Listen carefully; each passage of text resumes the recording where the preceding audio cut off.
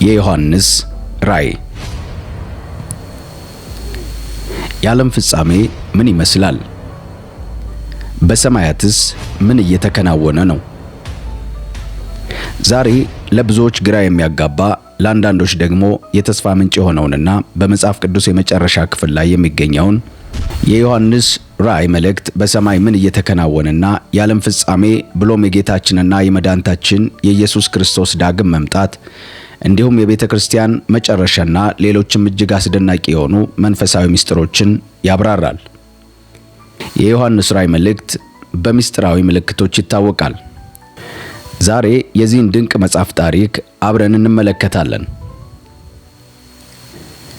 የዮሐንስ ራእይ የተጻፈው በ95 ዓመተ ምህረት አካባቢ እንደሆነ በታሪክ ይታመናል። በወቅቱ የሮም ንጉሠ ነገሥት የነበረው ዶሚቲያን በክርስቲያኖች ላይ ከፍተኛ ስደት ያደርስ ነበር። የዮሐንስ ራእይ ጸሐፊው ሐዋርያው ዮሐንስ ነው። ቦታውም ፍጥሞ የምትባል በኤዥያ ባህር ውስጥ የምትገኝ ደሴት ላይ ነው። ምክንያቱም ዮሐንስ ስለ እግዚአብሔር ቃልና ስለ ኢየሱስ ክርስቶስ ምስክርነት ምክንያት ወደዛች ደሴት ተወስዶ ነበር። መጽሐፉ የተጻፈው በወቅቱ በትንሿ ኤዥያ ወይም በአሁኗ ቱርክ ለነበሩ 7ቱ አብያተ ክርስቲያናት ነው። አንደኛ በስደትና በመከራ ውስጥ ለነበሩ አማኞች መጽናኛን ለመስጠት ነው። ሁለተኛ ክፋትና ጨለማ ለዘላለም እንደማይነግሱ ማብሰር ነው። ሶስተኛ የኢየሱስ ክርስቶስን የመጨረሻ ድል ማሳየት ነው። የዮሐንስ ራእይ የሚታወቀው አፖካሊፕቲክ በሚባል የአጻጻፍ ዘይቤ ነው። ይህ ማለት መግለጥ ወይም መጋረጃውን መግለጥ ማለት ሲሆን መጽሐፉ በምድራውያን የማይታዩ ሰማያዊ እውነታዎችን በምልክት ይገልጻል። ማለትም ቁጥሮች ለምሳሌ 7፣ 12፣ 666 እንዲሁም አራዊት የተለያዩ መንግስታትና ኃይላትን የሚወክሉ በተጨማሪም መቅሰፍቶች በምድር ላይ የሚመጡ ፍርዶችን። የዮሐንስ ራእይ የፍርሃት መጽሐፍ ሳይሆን የድል መጽሐፍ ነው። የታሪኩ ማጠቃለያ እግዚአብሔር ያሸንፋል የሚል ነው። እስከ መጨረሻው አብራችሁን ቆዩ። የዮሐንስ ራእይ። በዮሐንስ ራእይ ምዕራፍ 1 ላይ እንደዚህ ብሎ ይጀምራል። ቶሎ ይሆን ዘንድ የሚገባውን ነገር ለባሪያዎቹ ያሳይ ዘንድ እግዚአብሔር ለኢየሱስ ክርስቶስ የሰጠው በእርሱ የተገለጠው ይህ ነው። ኢየሱስም በመልአኩ ልኮ ለባሪያው ለዮሐንስ አመለከተ። እርሱም ለእግዚአብሔር ቃልና ለኢየሱስ ክርስቶስ ምስክር ላየው ሁሉ መሰከረ። ዘመኑ ቀርቧልና የሚያነበው የትንቢቱን ቃል የሚሰሙትና በውስጡ የተጻፈውን የሚጠብቁት ብፁዓን ናቸው። በመቀጠልም ለ7ቱ አብያተ ክርስቲያናት የተላከ ሰላምታ። ዮሐንስ በእስያ ላሉት ለ7ቱ አብያተ ክርስቲያናት ካለውና ከነበረው ከሚመጣውም በዙፋኑም ፊት ካለው ከ7ቱ መናፍስት ከታመነው ምስክር ከሙታን በኩር የምድር ነገሥታት ገዥ ከሆነው ከኢየሱስ ክርስቶስ ጸጋና ሰላም ለእናንተ ይሆን። ለወደደን ከኃጢአታችንም በደሙ ላጠበን መንግሥትንም ለአምላኩና ለአባቱ ካህናት እንድንሆን ላደረገ ለእርሱ ለዘላለም እስከ ዘላለም ድረስ ክብርና ኃይል ይሁን፣ አሜን። እነሆ ከደመና ጋር ይመጣል፣ ዓይንም ሁሉ የወጉትም ያዩታል፣ የምድርም ወገኖች ሁሉ ስለ እርሱ ዋይ ዋይ ይላሉ። አዎን አሜን። ያለውና የነበረው የሚመጣውም ሁሉንም የሚገዛ ጌታ አምላክ አልፋና ኦሜጋ እኔ ነኝ ይላል። በቁጥር 9 ላይ እንደዚህ ይላል፣ እኔ ወንድማችሁ የሆንሁ ከእናንተም ጋር አብሬ መከራውንና መንግሥቱን የኢየሱስ ክርስቶስን ትዕግሥት የተካፈልሁ ዮሐንስ ስለ እግዚአብሔር ቃልና ስለ ኢየሱስ ክርስቶስ ፍጥሞ በምትባል ደሴት ነበርሁ። በጌታ ቀን በመንፈስ ነበርሁ። በኋላዬም የመለከት ድምፅ የሚመስል ታላቅ ድምፅ ሰማሁ።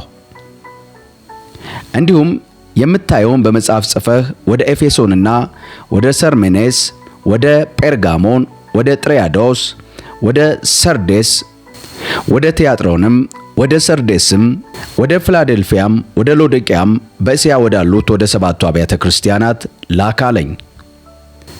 የሚናገረኝም ድምፅ ለመስማት ዘወር አልሁ። ዘወርም ብዬ 7 የወርቅ መቅረዞች አየሁ። በመቅረዞችም መካከል የሰው ልጅ የሚመስለውን አየሁ። እርሱም እስከ እግሩ ድረስ ልብስ የለበሰው፣ ደረቱንም በወርቅ መታጠቂያ የታጠቀ ነበር።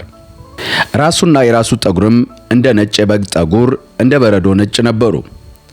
ዓይኖቹም እንደ እሳት ነበልባል ነበሩ። እግሮቹም በእቶን የነጠረ የጋል ናስ ይመስሉ ነበር። ድምፁም እንደ ብዙ ውኆች ድምፅ ነው። በቀኝ እጁም 7 ከዋክብት ነበሩት። ካፉም በሁለት ወገን የተሳለ ስለታም ሰይፍ ወጣ። ፊቱም በኃይል እንደሚያበራ እንደ ፀሐይ ነበረ። ባየሁትም ጊዜ እንደ ሞተ ሰው ሆኜ ከእግሩ በታች ወደቅሁ። ቀኝ እጁንም ጫነብኝ፣ እንዲህም አለኝ፣ አትፍራ፣ ፊተኛውና መጨረሻው ሕያውም እኔ ነኝ አለኝ። ሞቼም ነበርሁ፣ እነሆም ከዘላለም እስከ ዘላለም ድረስ ሕያው ነኝ። የሞትና የሲኦልን መክፈቻ አለኝ። እንግዲህ ያየኸውን አሁን ያለውን ከዚህም በኋላ ይሆን ዘንድ ያለውን ጻፍ። በቀኝ እጄ ያያቸው 7ቱ ከዋክብት የ7ቱ የወርቅ መቅረዞች ምስጢር ይህ ነው። 7ቱ ከዋክብት የ7ቱ አብያተ ክርስቲያናት መላእክት ናቸው። 7ቱ መቅረዞችም 7ቱ አብያተ ክርስቲያናት ናቸው። በራዕይ ምዕራፍ 2 ላይ በኤፌሶን ወዳለው ቤተ ክርስቲያን መልአክ እንዲህ ብለህ ጻፍ።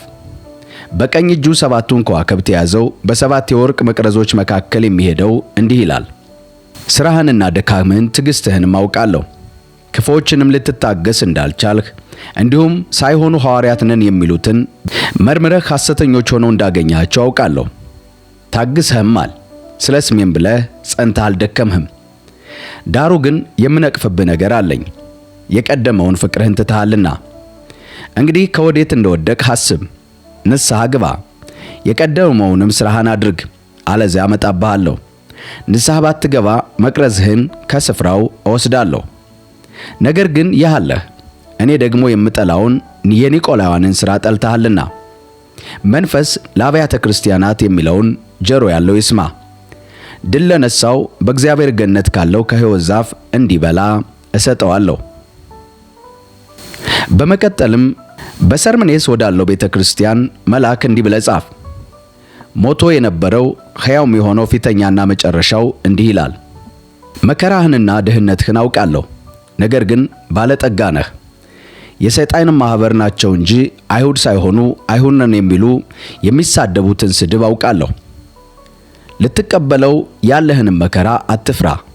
እነሆ አትፈተኑ፣ ዲያብሎስ ከእናንተ አንዳንዳችሁን በወህኒ ሊያገባችኋለሁ። 10 ቀንም መከራ ትቀበላለህ። እስከ ሞት ድረስ የታመንህ ሁን፣ የሕይወትንም አክሊል እሰጥሃለሁ። መንፈስ ለአብያተ ክርስቲያናት የሚለውን ጆሮ ያለው ይስማ። ድል የነሳው በሁለተኛው ሞት አይጎዳም። በጴርጋሞን ላለው ቤተ ክርስቲያን። በጴርጋሞንም ወዳለው ቤተ ክርስቲያን መልአክ እንዲህ ብለህ ጻፍ አለኝ። በሁለት ወገን የተሳለ ስለታም ሰይፍ ያለው እንዲህ ይላል፣ የሰይጣን ዙፋን ባለበት የምትኖርበትን አውቃለሁ። ስሜንም ትጠብቃለህ። ሰይጣንም በሚኖርበት በእናንተ ዘንድ የተገደለው የታመነው ምስክሬ አንቲጳስ በነበረበት ዘመን እንኳ ሃይማኖቴን አልካድክም።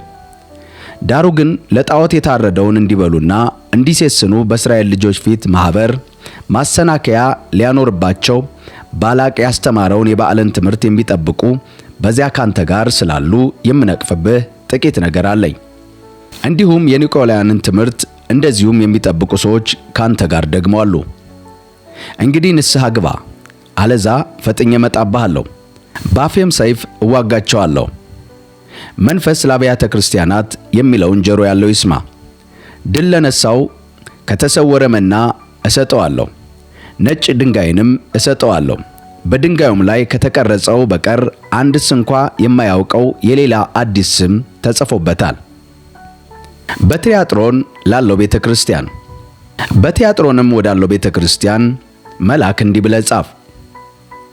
እንደ እሳት ነበልባል የሆኑ ዓይኖች ያሉት በእቶንም የነጠረ የጋለ ነሐስ የሚመስሉ እግሮች ያሉት የእግዚአብሔር ልጅ እንዲህ ይላል፣ ሥራህንና ፍቅርህን እምነትህንም አገልግሎትህንም ትዕግሥትህንም ከፊተኛውም ሥራ ይልቅ የኋላኛው እንዲበዛልህ አውቃለሁ። ዳሩ ግን ነቢይ ነኝ የምትለውን ባሪያዎችንም እንዲሴስኑና ለጣዖት የታረደውን እንዲበሉ የምታስተምረውንና የምታስተውን ያችን ሴት ኤልዛቤልን ስለምትተዋት የምነቅፍብህ ነገር አለኝ። ንስሐም እንድትገባ ጊዜ ሰጠኋት፣ ከዝሙቷም ንስሐ እንድትገባ አልወደደችም። እነሆ በአልጋ ላይ እጥላታለሁ፣ ከእርሷም ጋር የሚያመነዝሩትን ከሥራዋ ንስሐ ባይገቡ በታላቅ መከራ እጥላቸዋለሁ፣ ልጆቿንም በሞት እገድላቸዋለሁ። አብያተ ክርስቲያናትም ሁሉ ኩላሊትንና ልብን የሚመረምር እኔ እንደሆንሁ ያውቃሉ። ለእያንዳንዳችሁም እንደ ሥራችሁ እሰጣችኋለሁ። ዳሩ ግን ይህንን ትምህርት ለማትይዙ ሁሉ የሰይጣንንም ጥልቅ ነገር እነርሱ እንደሚሉት ለማታውቁ ለእናንተ በትሪያጥሮን ለቀራችሁ እላለሁ፣ ሌላ ሸክም አልጭንባችሁም። ነገር ግን እስክመጣ ድረስ ያላችሁን ጠብቁ። ድል ለነሳውና እስከ መጨረሻም ሥራዬን ለጠበቀው እኔ ደግሞ ከአባቴ እንደተቀበልሁት በአሕዛብ ላይ ሥልጣንን እሰጠዋለሁ። በብረትም በትር ይገዛቸዋል፣ እንደ ሸክላ ዕቃም ይቀጠቀጣሉ። የንጋትንም ኮከብ እሰጠዋለሁ። መንፈስ ለአብያተ ክርስቲያናት የሚለውን ጆሮ ያለው ይስማ። በራዕይ ምዕራፍ 3 ላይ በሰርዴስ ላለው ቤተ ክርስቲያን በሰርዴስ ወዳለው ቤተ ክርስቲያን መልአክ እንዲህ ብለህ ጻፍ። ሰባቱ የእግዚአብሔር መናፍስትና ሰባቱ ከዋክብት ያሉት እንዲህ ይላል፣ ሥራህን አውቃለሁ። ሕያው እንደመሆንህ ስም አለህ፣ ሞተህማል። ሥራህን በአምላኬ ፊት ፍጹም ሆኖ አላገኘሁትምና የነቃህ ሁን። ሊሞቱም ያላቸውን የቀሩትን ነገሮች አጽና። እንግዲህ እንዴት እንደተቀበልክና እንደሰማህ አስብ፣ ጠብቀውም፣ ንስሐም ግባ። እንግዲያስ ባትነቃ እንደ ሌባ እመጣብሃለሁ፣ በማናቸውም ሰዓት እንደምመጣብህ ከቶ አታውቅም። ነገር ግን ልብሳቸውን ያላረከሱ በሰርዴስ ጥቂት ሰዎች ካንተ ጋር አሉ። የተገባቸውም ስለሆኑ ነጭ ልብስ ለብሰው ከኔ ጋር ይሄዳሉ። ድል የነሳው እንዲሁም በነጭ ልብስ ይጎናጸፋል፣ ስሙንም ከሕይወት መጽሐፍ አልደመስስም። በአባቴና በመላእክትም ፊት ለስሙ እመሰክርለታለሁ። መንፈስ ለአብያተ ክርስቲያናት የሚለውን ጆሮ ያለው ይስማ። በቁጥር 7 ላይ በፊላደልፊያ ላለው ቤተ ክርስቲያን በፊላደልፊያ ወዳለው ቤተ ክርስቲያን መልአክ እንዲህ ብለህ ጻፍ። የዳዊት መክፈቻ ያለው የሚከፍት የሚዘጋም የሌለ የሚዘጋ የሚከፍትም የሌለ ቅዱስና እውነተኛ የሆነው እርሱ እንዲህ ይላል፣ ሥራህን አውቃለሁ። እነሆ በአንተ ፊት የተከፈተ በር ሰጥቼሃለሁ፣ ማንም ሊዘጋው አይችልም። ኃይልህ ምንም ትንሽ ቢሆን ቃሌን ጠብቀሃልና ስሜንም አልካድህምና። እነሆ አይሁድ ሳይሆኑ አይሁድ ነን ከሚሉት ነገር ግን ከሚዋሹ ከሰይጣን ማኅበር አንዳንዶችን እሰጥሃለሁ። እነሆ መጥተው በእግሮችህ ስር ይሰግዱ ዘንድ እኔም ደግሞ እንደወደድሁ ያውቁ ዘንድ አደርጋቸዋለሁ። የትዕግሥቴንም ቃል ስለጠበቅህ እኔ ደግሞ በምድር የሚኖሩትን ይፈትናቸው ዘንድ በዓለም ሁሉ ላይ ሊመጣ ካለው ከፈተና ሰዓት እጠብቅሃለሁ። እነሆ ቶሎ ብዬ እመጣለሁ። ማንም አክሊልህን እንዳይወስድብህ ያለህን አጽንተህ ያዝ። ድል የነሳው በአምላኬ መቅደስ አምድ እንዲሆን አደርገዋለሁ፣ ወደፊትም ከዚያ ከቶ አይወጣም። የአምላኬን ስምና የአምላኬን ከተማ ስም ማለትም ከሰማይ ከአምላኬ ዘንድ የምትወርደውን አዲሲቱን ኢየሩሳሌምን አዲሲቱንም ስሜን በእርሱ ላይ እጽፋለሁ። መንፈስ ለአብያተ ክርስቲያናት የሚለውን ጆሮ ያለው ይስማ። በቁጥር 14 ላይ በሎዶቅያ ላለው ቤተ ክርስቲያን በሎዶቅያም ወዳለው ቤተ ክርስቲያን መልአክ እንዲህ ብለህ ጻፍ። አሜን የሆነው የታመነውና እውነተኛው ምስክር በእግዚአብሔርም ፍጥረት መጀመሪያ የነበረው እንዲህ ይላል፣ በራድ ወይም ትኩስ እንዳይደለህ ሥራህን አውቃለሁ። በራድ ወይም ትኩስ ብትሆን መልካም በሆነ ነበር። እንዲሁም ለብ ስላልህ በራዳማ ወይም ትኩስ ስላልሆንህ ካፌ ልተፋህ ነው። ሀብታም ነኝና ባለጠጋም ሆኛለሁ አንድስ እንኳ አያስፈልገኝም የምትል ስለሆንህ ጎስቋላና ምስኪን ድሃም እውር የተራቆትክም መሆንህን ስለማታውቅ ባለጠጋ እንደሆንህ በእሳት የነጠረውን ወርቅ ተጎናጽፈህም የራቆትነትህን ኀፍረት እንዳይገለጥ ነጭ ልብስን እንድታይም ዓይኖችህን የምትኳልበትን ኩል ከኔ እንድትገዛ ዘንድ እመክርሃለሁ። እኔ የምወዳቸውን ሁሉ ገሥጻቸዋለሁ፣ እቀጣቸውም አለሁ። እንግዲህ ቅና፣ ንስሐም ግባ። እነሆ በደጅ ቆሜ አንኳኳለሁ። ማንም ድምፄን ቢሰማ ደጁንም ቢከፍትልኝ ወደ እርሱ ገባለሁ፣ ከእርሱም ጋር እራት እበላለሁ፣ እርሱም ከኔ ጋር ይበላል።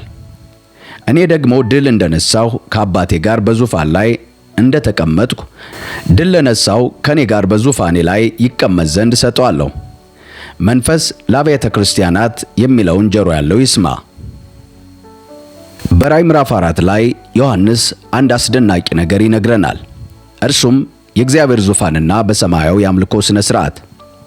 ከዛም በኋላ አየሁ፣ እነሆም በሰማይ የተከፈተ ደጅ እንደ መለከትም ሆኖ ሲናገረኝ የሰማሁት ፊተኛው ድምፅ፣ ወደዚህ ውጣና ከዚህ በኋላ ሊሆን የሚያስፈልገውን ነገር አሳይሃለሁ አለኝ። ወዲያውም በመንፈስ ነበርሁ፣ እነሆም ዙፋን በሰማይ ቆሞ በዙፋኑም ላይ ተቀማጭ ነበረበት። ተቀምጦም የነበረው በመልአኩ የኢያስጴድስ የሰርድዮን ዕንቁ ይመስል ነበር። በመልኩም መረግድ የመሰለ ቀስተ ደመና በዙፋኑ ዙሪያ ነበረ። በዙፋኑ ዙሪያም 24 ዙፋኖች ነበሩ። በዙፋኖቹም ላይ ነጭ ልብስ ለብሰው በራሳቸው የወርቅ አክሊል ደፍተው 24 ሽማግሌዎች ተቀምጠው ነበር። ከዙፋኑም መብረቅና ድምፅ ነጎድጓድም ይወጣል። በዙፋኑም ፊት 7 የእሳት መብራቶች ይበሩ ነበር። እነርሱም 7ቱ የእግዚአብሔር መናፍስት ናቸው። በዙፋኑም ፊት ብርሌ የሚመስል የብርጭቆ ባህር ነበር።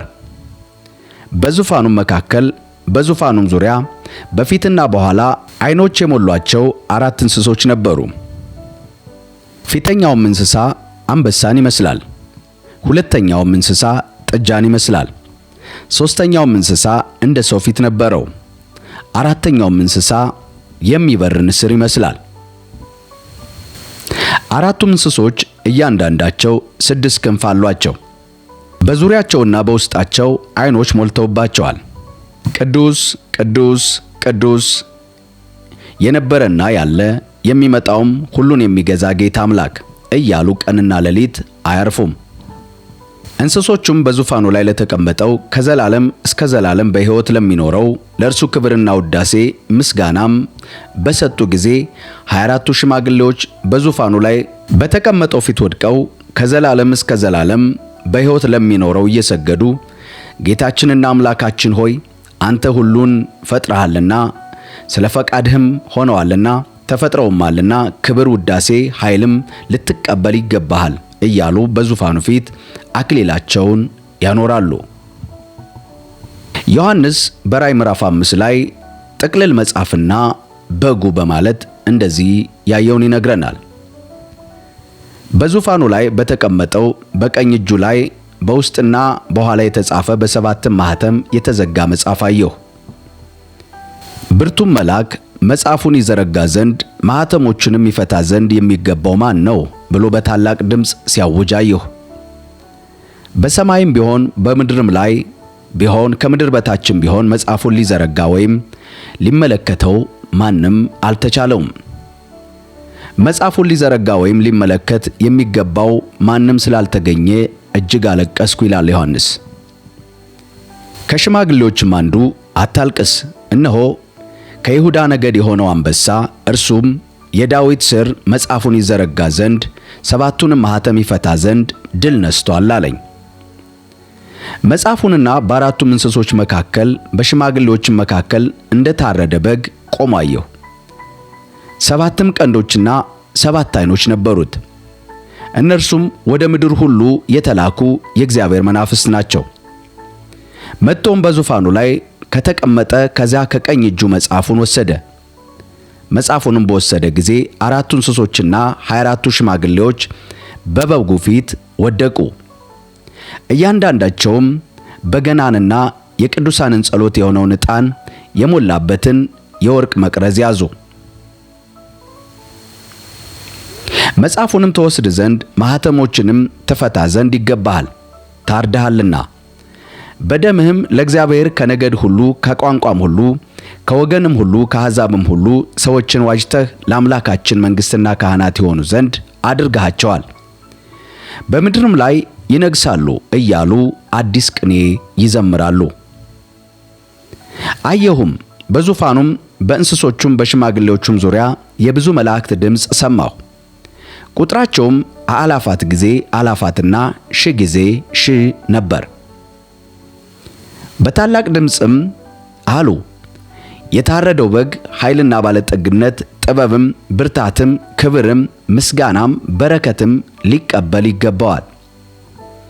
በሰማይና በምድር ከምድርም በታች በባሕርም ላይ ያለ ፍጥረት ሁሉ በእርሱም ውስጥ ያሉ ሁሉ በረከትና ክብር ምስጋናም ኃይልም ከዘላለም እስከ ዘላለም በዙፋኑ ላይ ለተቀመጠው ለበጉ ይሁን ሲሉ ሰማሁ።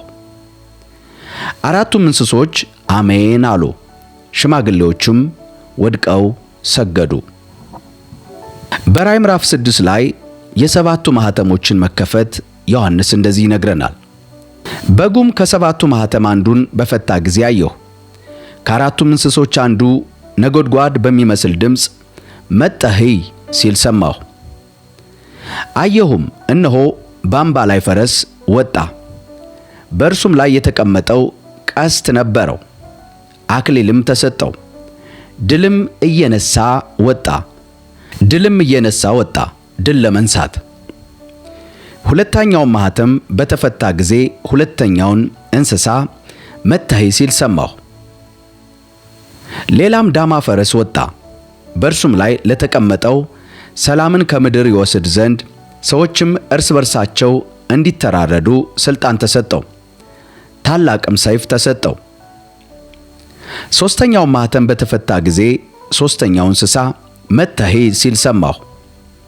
አየሁም፣ እነሆ ጉራቻ ፈረስ ወጣ። በእርሱም ላይ የተቀመጠውም በእጁ ሚዛን ያዘ። በአራቱም እንስሳ መካከል ድምፅ፣ አንድ አርቦ ስንዴ በዲናር 3 አርቦ ገብስ በዲናር ዘይትና ወይንንም አትጉዳ ሲል ሰማሁ። አራተኛውም ማኅተም በተፈታ ጊዜ የአራተኛው እንስሳ ድምፅ መጥተህ ሲል ሰማሁ። አየሁም፣ እነሆ ሐመር ፈረስ ወጣ። በእርሱ ላይ የተቀመጠው ስሙ ሞት ነበረ። ሲኦልም ተከተለው። በሰይፍና በራብም በሞትም በምድር አራዊት ይገድሉ ዘንድ ከምድር በአራቷም እጅ ላይ ሥልጣን ተሰጣቸው። አምስተኛውንም ማኅተም በተፈታ ጊዜ ስለ እግዚአብሔር ቃልና ስለ ጠበቁት ምስክር የታረዱትን የሰዎችን ነፍሳት ከመሠዊያ በታች አየሁ። በታላቅ ድምፅም እየጮኹ ቅዱስና እውነተኛ ጌታ ሆይ እስከ መቼ ድረስ አትፈርድም? ደማችንንስ በምድር በሚኖሩ ላይ እስከ መቼ አትበቀልም? አሉ። ለእያንዳንዳቸውም ነጭ ልብስ ተሰጣቸው። እንደ እነርሱም ደግሞ ይገደሉ ዘንድ ያላቸው የባሪያዎች ባልንጀሮቻቸውና የወንድሞቻቸው ቁጥር እስኪፈጸም ድረስ ገና ጥቂት ዘመን እንዲያርፉ ተባለላቸው። ስድስተኛውም ማኅተም በተፈታ ጊዜ አየሁ። ታላቅም የምድር መናወጥ ሆነ። ፀሐይም እንደ ማቅ ጠጕር ጥቁር ሆነ፣ ጨረቃም በሞላው እንደ ደም ሆነ። በለስም በብርቱ ነፋስ ተናውጣ ቃሪያዋን ፍሬ እንደምትጥል የሰማይ ከዋክብት ወደ ምድር ወደቁ። ሰማይም እንደ መጽሐፍ ተጠቅልሎ አለፈ። ተራሮችና ደሴቶች ሁሉ ከስፍራቸው ተወሰዱ። የምድርም ነገሥታትና መኳንንት፣ ሻለቆችም፣ ባለጠጎችም፣ ኃይለኞችም፣ ባሪያዎችም፣ ጌቶችም ሁሉ በዋሾቻቸውና በተራሮቻቸው ዓለት ተሰወሩ። ተራራዎችና ዓለቶችም በላያቸው ወደቁ። በዙፋንም ከተቀመጠው ፊት ከበጉ ቁጣ ሰውሩን፣ ታላቅ የቁጣ ቀን መጥቷልና ማንስ ሊቆም ይችላል አሏቸው። ራእይ ምዕራፍ 7 144,000 የታተሙ ሰዎችን ዮሐንስ እንደዚህ ይነግረናል። ከዛም በኋላ በአራቱ ምድር ማዕዘን ቆመው 4 መላእክት አየሁ። እነርሱም ነፋስ በምድር ቢሆን ወይም በባህር ወይም በማንም ዛፍ እንዳይነፍስ 4ቱን የምድር ነፋሳት ያዙ። የሕያው አምላክ ማኅተም ያለውም ከፀሐይ መውጫ ሲወጣ አየሁ። ምድርንና ባህርንም ሊጎዱ ለተሰጣቸው ለ4ቱ መላእክትም በታላቅ ድምፅ እየጮኹ የአምላካችንን ባሪያዎች ግንባራቸውን እስክናትማቸው ድረስ ምድርን ቢሆን ወይም ባህርን ወይም ዛፎችን አትጉዱ አላቸው። የታተሙትንም ቁጥር ሰማሁ። ከእስራኤል ልጆች ነገድ ሁሉ የታተሙት 144,000 ነበሩ። ከይሁዳ ነገድ 12,000 ታተሙ። ከሮቤል ነገድ 12,000፣ ከጋር ነገድ 12,000፣ ከአሴር ነገድ 12,000፣ ከንፍታሌም 12,000፣ ከምናሴ ነገድ 12,000፣ ከስምዖን ነገድ 12,000፣ ከሌዊ ነገድ 12,000፣ ከይሳኮር ነገድ 12,000፣ ከዛብሎን ነገድ 12,000፣ ከዮሴፍ ነገድ 12,000፣ ከብንያም ነገድ 12,000 ታተሙ። ከቁጥር 9 ጀምሮ ነጭ ልብስ የለበሱ እጅግ ብዙ ሕዝብ እንዳየ ዮሐንስ እንደዚህ ይናገራል። ከዚህ በኋላ አየሁ፣ እነሆም አንድስ እንኳ ሊቆጥራቸው የማይችል ከሕዝብና ከነገድ ከወገን ከቋንቋም ሁሉ እጅግ ብዙ ሰዎች ነበሩ። ነጭ ልብስም ለብሰው የዘንባባ ዝንጣፊ በእጃቸው ይዘው በዙፋኑና በበጉ ፊት ቆሙ። በታላቅ ድምፅም እየጮኹ አሉ፣ በዙፋኑ ላይ ለተቀመጠው ለአምላካችንና ለበጉ ማዳን ነው። መላእክቱም ሁሉ በዙፋኑና በሽማግሌዎች በአራቱም እንስሶች ዙሪያ ቆመው ነበር። በዙፋኑም ፊት በግንባራቸው ተደፉ፣ ለእግዚአብሔርም እየሰገዱ አሜን፣ በረከትንና ክብርን፣ ጥበብን፣ ምስጋናን፣ ውዳሴን፣ ኃይልንም ብርታትንም ከዘላለም ዘላለም ድረስ ለአምላካችን ይሁን አሜን አሉ። ከሽማግሌዎችም አንዱ ተመልሶ እነዚህ ነጩን ልብስ የለበሱ እነማን ናቸው? ከወዴትስ መጡ? አለኝ። እኔም ጌታ ሆይ አንተ ታውቃለህ አልሁት። አለኝም እነዚህ ከታላቁ መከራ የመጡ ናቸው። ልብሳቸውን አጥበው በበጉ ደም አነጹ። ስለዚህ በእግዚአብሔር ዙፋን ፊት አሉ፣ ሌትና ቀንም በመቅደሱ ያመልኩታል። በዙፋኑም ላይ የተቀመጠው በእነርሱ ላይ ያድርባቸዋል። ከእንግዲህ ወዲህ አይራቡም፣ ከእንግዲህም ወዲህ አይጠሙም፣ ፀሐይም ትኩሳት ሁሉ ከቶ አይደርስባቸውም። በዙፋኑ መካከል ያለው በጉ እረኛቸው ይሆናልና ወደ ሕይወትም ውሃ ምንጭ ይመራቸዋልና እግዚአብሔርም እንባዎችን ሁሉ ከዓይናቸው ያብሳል አለኝ። በራእይ ምዕራፍ 8 ዮሐንስ ስለ ሰባተኛው ማኅተምና ስለ ወርቁ ጥና ያየው ራእይ። ሰባተኛውንም ማኅተም በፈታ ጊዜ እኩል ሰዓት የሚያህል ዝምታ በሰማይ ሆነ። በእግዚአብሔርም ፊት የቆሙትን ሰባቱን መላእክት አየሁ። ሰባትም መለከት ተሰጣቸው። ሌላም መላእክት መጣና የወርቅ ጥና ይዞ በመሠዊያው አጠገብ ቆመ። በዙፋኑም ፊት ባለው በወርቅ መሠዊያ ላይ ለቅዱሳን ሁሉ ጸሎት እንዲጨምረው ብዙ ዕጣን ተሰጠው። የዕጣኑም ጢስ ከቅዱሳን ጸሎት ጋር ከመልአኩ እጅ ወደ እግዚአብሔር ፊት ወጣ። መልአኩም ጥናውን ይዞ የመሠዊያውን እሳት ሞላበት፣ ወደ ምድርም ጣለው። ነጎድጓድና ድምፅ፣ መብረቅም መናወጥም ሆነ። ሰባቱንም መለከት የያዙ ሰባቱ መላእክት ሊነፉ ተዘጋጁ። ፊተኛው መልአክ ነፋ፣ ደምም የተቀላቀለበት በረዶና እሳት ሆነ፣ ወደ ምድርም ተጣለ። የምድርም ሲሶው ተቃጠለ፣ የዛፎችም ሲሶው ተቃጠለ፣ የለመለመም ሳር ሁሉ ተቃጠለ። ሁለተኛው መልአክ ነፋ፣ በእሳትም የሚቃጠል ታላቅ ተራራ የሚመስል ነገር በባህር ተጣለ። የባህርም ሲሶው ደም ሆነ። በባህርም ከሚኖሩት ሕይወት ካላቸው ፍጥረታት ሲሶው ሞተ፣ የመርከቦችም ሲሶው ጠፋ። ሦስተኛው መልአክ ነፋ፣ እንደ ችቦም የሚቃጠል ታላቅ ኮከብ ከሰማይ ወደቀ፣ በወንዞችና በውሃው ምንጮች ሲሶ ላይ ወደቀ። የኮከቡም ስም ኢሮቴ ይባላል። የውሃውም ሲሶ መራራ ሆነ። መራራም ስለተደረገ በውሃው ጠንቅ ብዙ ሰዎች ሞቱ። አራተኛው መልአክ ነፋ፣ የፀሐይ ሲሶውና የጨረቃ ሲሶ የከዋክብትም ሲሶ ተመታ። የእነዚህ ሲሶ ይጨልም ዘንድ የቀንም ሲሶ እንዳያበራ እንደዚሁም የሌሊት። አየሁም አንድ ንስር በሰማይ መካከል እየበረረ በታላቅ ድምፅ ሊነፉ ያላቸውን የሦስት መላእክት መለከት ስለሚቀረው ድምፅ በምድር ላይ ለሚኖረው ወዮላቸው ወዮላቸው ወዮላቸው ሲል ሰማሁ። በራእይ ምዕራፍ 9 ላይ አምስተኛው መልአክ ነፋ። ከሰማይም ወደ ምድር ወድቆ የነበረው ኮከብ አየሁ። የጥልቁንም ጉድጓድ መክፈቻ ተሰጠው። የጥልቁንም ጉድጓድ ከፈተው። ጢስም ከታላቅ እቶን እንደሚወጣ ጢስ ሆኖ ከጉድጓዱ ወጣ። ፀሐይና አየርም በጉድጓዱ ጢስ ጨለመ። ከጢሱም እንዳንበጣዎች የሚመስሉ ነገሮች ወደ ምድር ወጡ። የምድር ጊንጦችም ስልጣን እንዳላቸው ስልጣን ተሰጣቸው። የእግዚአብሔርን ማኅተም በግንባራቸው ከሌለባቸው ሰዎች በቀር በምድር ያለውን ሳር ቢሆን ወይም ማናቸውንም የለመለመ ነገር ወይም ማናቸውንም ዛፍ እንዳይጎዱ ተባለላቸው። 5 ወር ሊያሰቃዩአቸው ተሰጣቸው እንጂ ሊገሏቸው አይደለም። እነርሱም የሚሰቃዩት ስቃይ ጊንጥ ሰውን ነድፎ እንደሚሰቃይ ነው። በዚያም ወራት ሰዎች ሞትን ይፈልጋሉ፣ አያገኙትም። ሊሞቱ ይመኛሉ፣ ሞት ከነርሱ ይሸሻል። የአንበጣዎችም መልክ ለጦርነት እንደተዘጋጀ ፈረሶች ነው።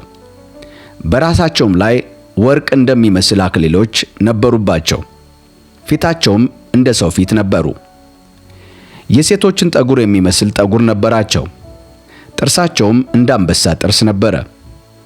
የብረት ጥሩር የሚመስል ጥሩር ነበራቸው። የክንፎቻቸውም ድምፅ ወደ ጦርነት እንደሚጋልቡ እንደ ብዙ ፈረሶች ሰረገሎች ድምፅ ነበር። እንደ ጊንጥም ጅራት ያለ ጅራት አላቸው።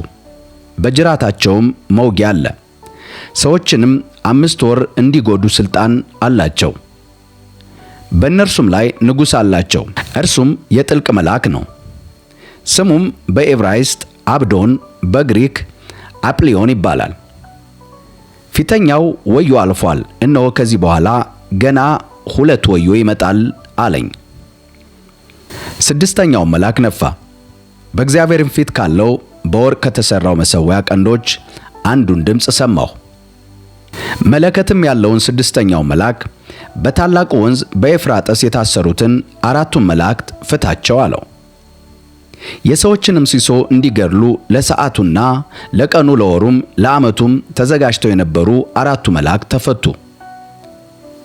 የፈረሰኞችም ጭፍሮች ቁጥር 1000 ጊዜ 1000 1000 ጊዜ 1000 ነበር። ቁጥራቸውንም ሰማሁ። ፈረሶቹንና በእነርሱም ላይ የተቀመጡትን እንዲሁ በራእይ አየሁ። እሳትና ያክንት ዲንም የሚመስል ጥሩር ነበራቸው። የፈረሶቹም ራስ እንደ አንበሳ ራስ ነበረ። ካፋቸውም እሳትና ጢስ ዲንም ወጣ። ካፋቸውም በወጡ በእሳቱና በጢሱ በዲኑም በእነዚህ 3 መቅሰፍቶች የሰዎችን ሲሶ ገደለ። የፈረሶች ሥልጣን ባፋቸውና በጅራታቸው ነውና ጅራታቸው እባብን ይመስላልና ራስ አላቸው፣ በእርሱም ይጎዳሉ። በእነዚህም መቅሰፍቶች ያልተገደሉ የቀሩት ሰዎች ለአጋንንትና ያዩ ወይም ይሰሙ ወይም ይሄዱ ዘንድ ለማይችሉ ከወርቅና ከብር ከናስም ከድንጋይም ከእንጨትም ለተሰሩ ጣዖታት እንዳይሰግዱ ስለ እጃቸው ሥራ ንስሐ አልገቡም። ስለ መግደላቸውም ወይም ስለ አስማታቸው ወይም ስለ ዝሙታቸው ወይም ስለ ስርቆታቸው ንስሐ አልገቡም። በራእይ ምዕራፍ 10 ላይ ሌላም ብርቱ መልአክ ደመና ተጎናጽፎ ከሰማይ ሲወርድ አየሁ ይላል ዮሐንስ። በራሱም ላይ ቀስተ ደመና ነበረ። ፊቱም እንደ ፀሐይ፣ እግሮቹም እንደ እሳት አምዶች ነበሩ። የተከፈተችንም ታናሽ መጽሐፍ በእጁ ያዘ። ቀኝ እጁንም በባህር ላይ ግራውንም በምድር ላይ አኖረ። እንደሚያገሳም አንበሳ በታላቅ ድምፅ ጮኸ። በጮኸም ጊዜ 7ቱ ነጎድጓድ በየድምፃቸው ተናገሩ። 7ቱ ነጎድጓድ በተናገሩ ጊዜ ልጽፍ አሰብሁ። ከሰማይም 7ቱ ነጎድጓድ የተናገሩትን ነገር በማኅተም ዝጋው፣ አትጻፈው የሚል ድምፅ ሰማሁ። በባህርና በምድር ላይ ሲቆም ያየሁት መልአክ ቀኝ እጁንም ወደ ሰማይ አሻቅቦ ዘረጋ። ሰማይንና በእርሱም ያሉትን፣ ምድርንና በእርሷም ያሉትን፣ ባህርና በእርሷም ያሉትን በፈጠረው ከዘላለም እስከ ዘላለም ድረስ ሕያው ሆኖ በሚኖረው ምሎ ወደፊት አይዘገይም። ዳሩ ግን 7ኛው መልአክ ሊነፋ ባለው ጊዜ ድምፁን በሚሰማበት ዘመን ለባሪያዎቹ ለነቢያት የምሥራች እንደሰበከላቸው የእግዚአብሔር ምስጢር ይፈጸማል አለ። ከሰማይም የሰማሁት ድምፅ እንደገና ሲናገረኝና ሂድና በባህርና በምድር ላይ ከቆመው መልአክ በእጁ ያለውን የተከፈተውን መጽሐፍ ውሰድ ሲል ሰማሁ። ወደ መልአኩም ሄጄ ታናሺቱን መጽሐፍ ስጠኝ አልሁት።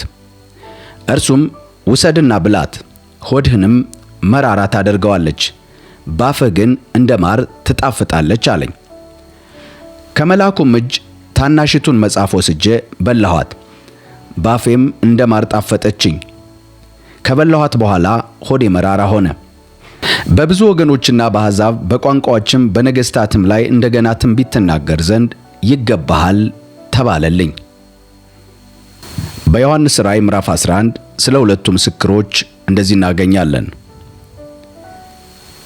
በትር የሚመስል መለኪያ ለኔ ተሰጠኝ። እንዲህም ተባለልኝ፣ ተነስተህ የእግዚአብሔርን መቅደስና መሠዊያውን በዚያም የሚሰግዱትን ለካ።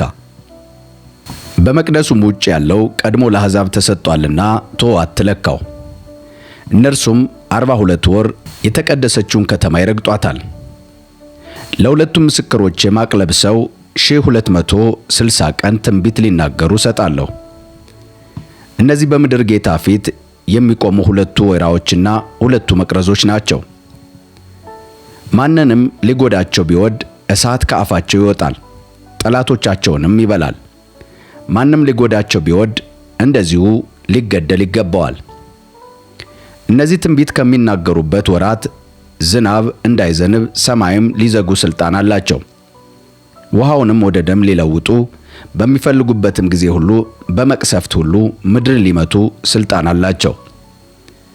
ምስክራቸውንም ከፈጸሙ በኋላ ከጥልቁ የሚወጣ ወሬ ይዋጋቸዋል፣ ያሸንፋቸውማል፣ ይገድላቸውማል። በድናቸውም በታላቂቱ ከተማ አደባባይ ይተኛል። እርሷም በመንፈሳዊ ምሳሌ ሶዶምና ግብጽ የተባለች ደግሞ ጌታቸው የተሰቀለባት ናት። ከወገኖችና ከነገዶች ከቋንቋዎችም ከአሕዛብ የሆኑ ሰዎች 3 ቀን ተኩል በድናቸውን ይመለከታሉ። በድናቸውም ወደ መቃብር ሊገባ አይፈቅዱም። እነዚህ ሁለት ነቢያት በምድር የሚኖሩት ስለተሰቃዩ በምድር የሚኖሩት በእነርሱ ላይ ደስ ይላቸዋል፣ በደስታም ይኖራሉ። እርስ በርሳቸውም ስጦታ ይሰጣጣሉ። ከ3 ቀን ተኩል በኋላ ከእግዚአብሔር የወጣ የሕይወት መንፈስ ገባባቸው፣ በእግሮቻቸውም ቆሙ። ታላቅም ፍርሃት የሚመለከቱት ላይ ወደቀባቸው። በሰማይም ወደዚህ ውጡ የሚላቸውን ታላቅ ድምፅ ሰሙ። ጠላቶቻቸውም እየተመለከቷቸው ወደ ሰማይ በደመና ወጡ። በዚያም ሰዓት ታላቅ የምድር መናወጥ ሆነ። ከተማይቱም 10ኛው እጅ ወደቀች። በመናወጥም 7000 ሰዎች ተገደሉ። የቀሩትም ፍርሃት ያዛቸው፣ ለሰማይም አምላክ ክብር ሰጡ። ሁለተኛው ወዮ አልፏል፣ እነሆ ሦስተኛው ወዮ በቶሎ ይመጣል የሚል ድምፅ ሰማሁ። 7ኛው መለከት ነፋ። በሰማይም የዓለም መንግሥታት ለጌታችንና ለእርሱ ለክርስቶስ ሆነች፣ ለዘላለም እስከ ዘላለም ይነግሣል የሚል ታላቅ ድምፆችን ሰማሁ። በእግዚአብሔርም ፊት በዙፋኖቻቸው የተቀመጡ 24 ሽማግሌዎች በግንባራቸው ተደፍተው ለእግዚአብሔር እየሰገዱ እንዲህ አሉ።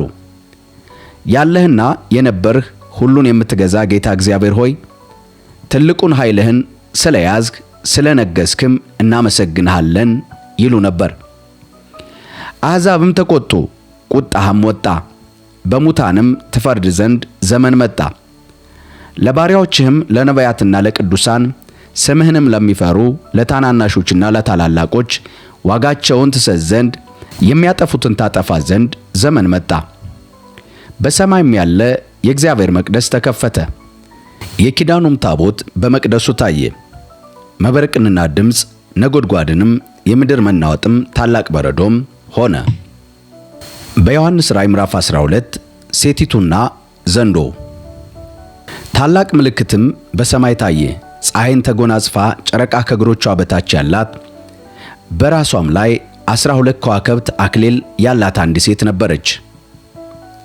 እርሷም ጸንሳ ነበር፣ ምጥም ተይዛ ልትወልድ ትጨነቅ ትጮህም ነበር።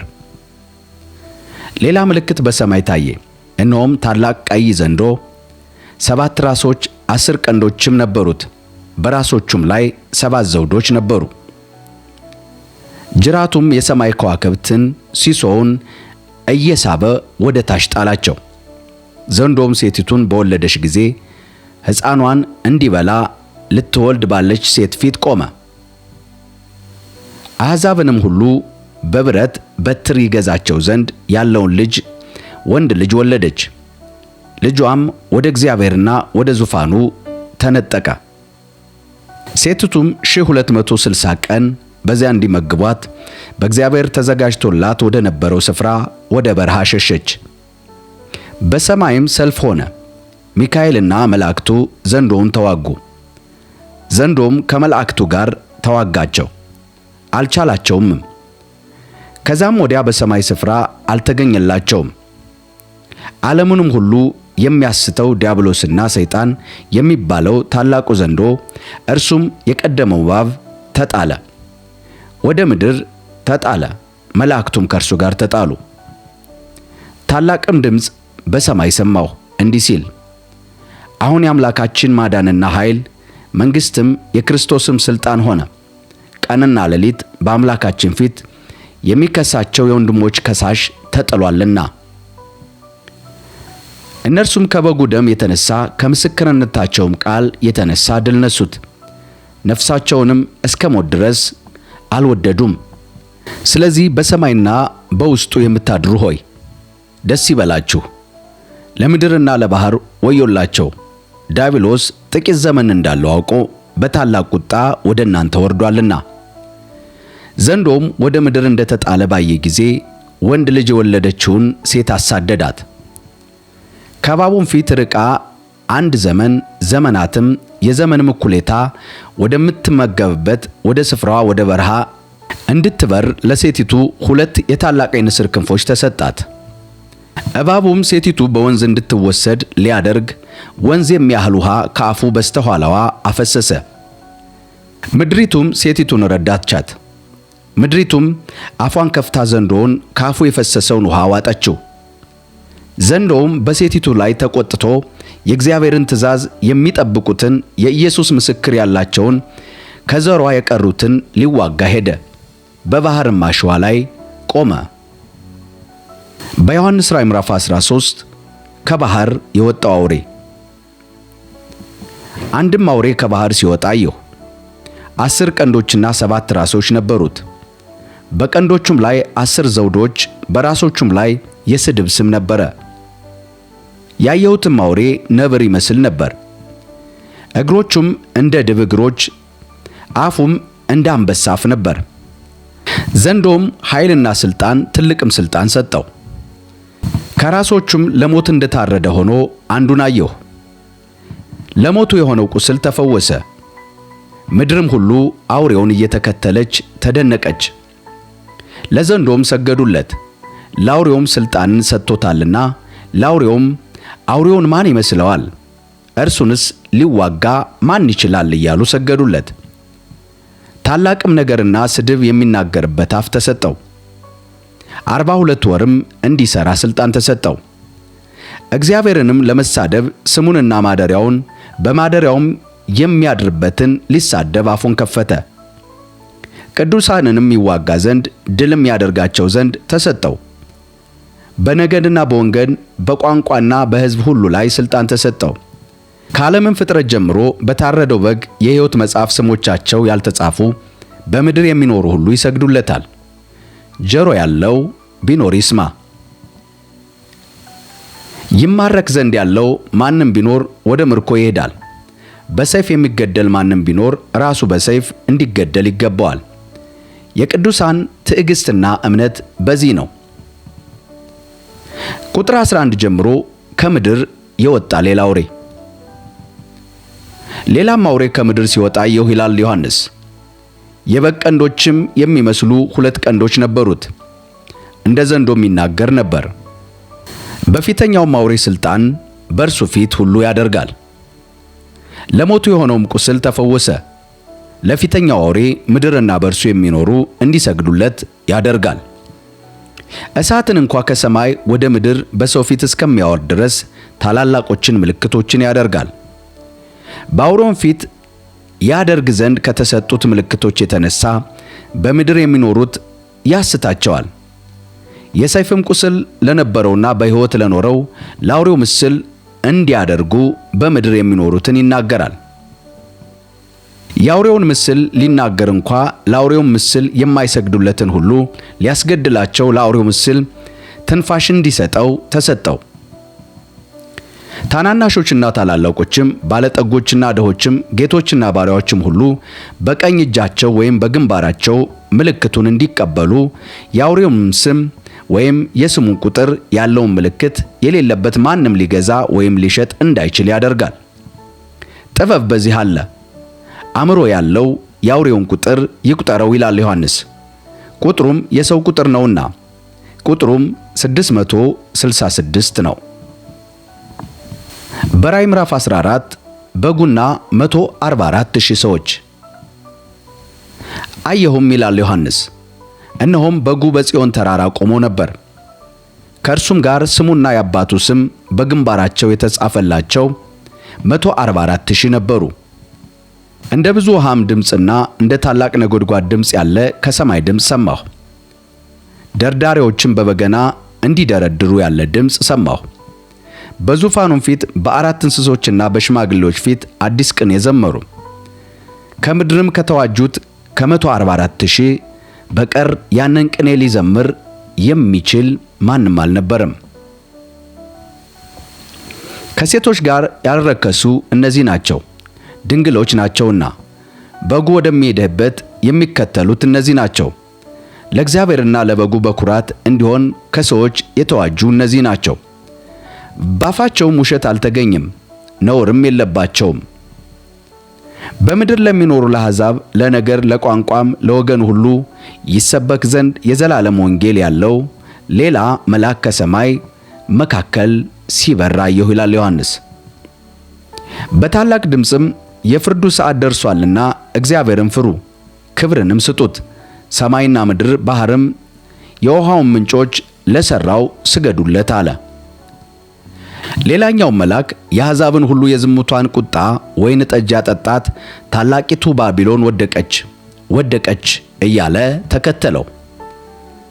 ሦስተኛ መልአክ ተከተላቸው በታላቅም ድምፅ እንዲህ እያለ፣ ምልክቱን የሚቀበል ማንም ቢኖር እርሱ ደግሞ በቁጣው ጽዋ ላይ ሳይቀላቀል ከተዘጋጀው ከእግዚአብሔር ቁጣ ወይን ጠጅ ይጠጣል።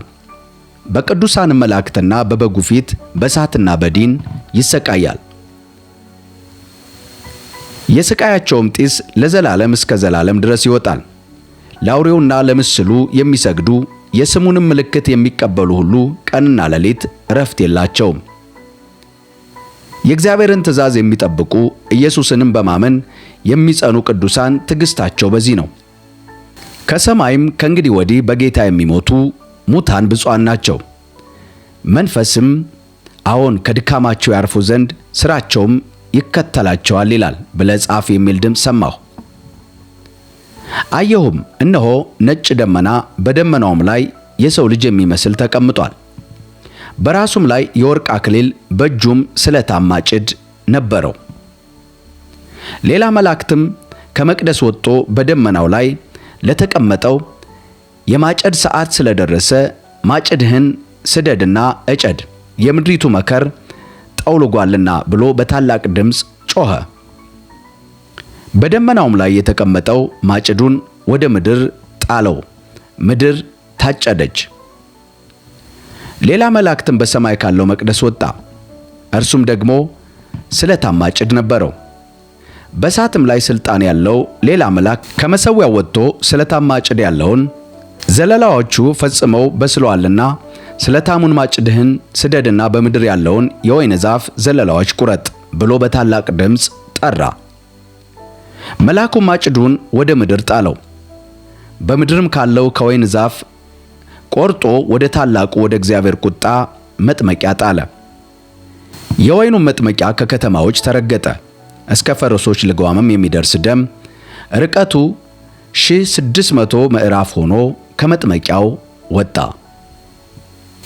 በራእይ 15 ላይ ሰባቱ መላእክትና ሰባቱ መቅሰፍቶች። ሌላም ታላቅና ድንቅ ምልክት በሰማይ አየሁ ይላል ዮሐንስ። የእግዚአብሔር ቁጣ በእነርሱ ስለሚፈጸም ኋለኞቹን ሰባት መቅሰፍቶች የያዘ ሰባት መላእክት ታየ። በእሳትም የተቀላቀለውን የብርጭቆ ባህር የሚመስለውን አየሁ። በአውሬውና በምስሉ በስሙም ቁጥር ላይ ድል ነስተው የነበሩ እግዚአብሔርን በገና ይዘው በብርጭቆ ባህር ላይ ሲቆሙ አየሁ። ሁሉን የምትገዛ ጌታ አምላክ ሆይ ሥራህ ታላቅና ድንቅ ነው። የአሕዛብ ንጉሥ ሆይ መንገድህ ጻድቅና እውነተኛ ነው። ጌታ ሆይ የማይፈራህና ስምህን የማያከብርም ማን ነው? አንተ ብቻ ቅዱስ ነህና። የጽድቅህም ሥራ ስለተገለጠ አሕዛብ ሁሉ ይመጣሉ በፊትህም ይሰግዳሉ እያሉ የእግዚአብሔርን ባሪያ የሙሴን ቅኔ የበጉን ቅኔ ይዘምራሉ። ከዚህም በኋላ አየሁ፣ የምስክር ድንኳን መቅደስ በሰማይ ተከፈተ። ሰባቱ መቅሰፍት የያዙ ሰባት መላእክት ከመቅደሱ ወጡ።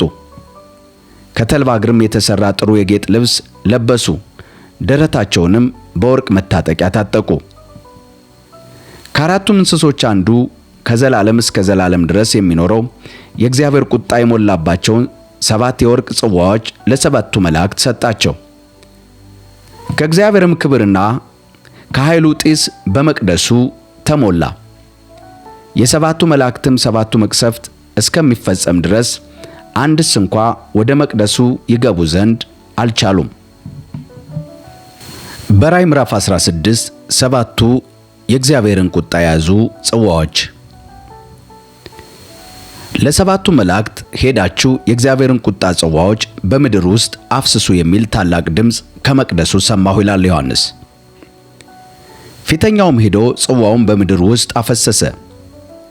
የአውሬውም ምልክት ባለባቸው ለምስሉም በሚሰግዱ ሰዎች ክፉኛ የሚነዘንዝ ቁስል ሆነባቸው።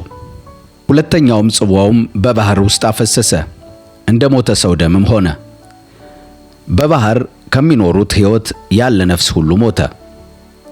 ሦስተኛውም ጽዋ በወንዞች በውሃ ምንጮች ውስጥ አፈሰሰ፣ እነርሱም ደም ሆኑ። የውሃውም መልአክ እንዲህ ብሎ ሲናገር ሰማሁ።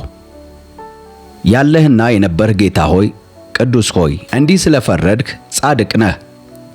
የቅዱሳንና የነቢያት ደም ስላፈሰሱ ደምን ደግሞ አጠጥታቸዋል፣ የሚገባቸው ነውና የሚል ድምፅ ሰማሁ።